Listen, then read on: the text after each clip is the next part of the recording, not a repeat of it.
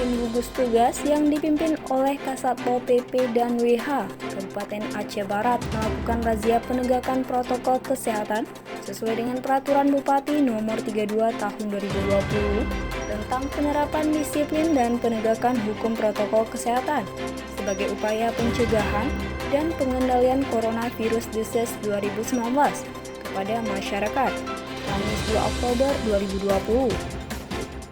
Razia ini menyasar sejumlah pelanggar protokol kesehatan di Kota Melaboh. Dalam operasi tersebut, petugas masih menemukan masyarakat yang tidak menggunakan masker. Mereka yang kedapatan tidak menggunakan masker langsung dilakukan pendataan dan diberikan sanksi berupa push up, membacakan Pancasila, hingga menyanyikan lagu Indonesia Raya.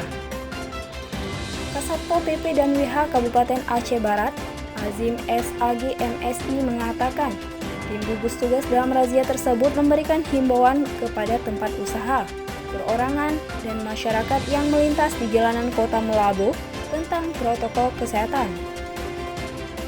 Azim menuturkan, dalam razia tersebut, pihaknya belum menerapkan sanksi denda sebesar 50.000 per orang.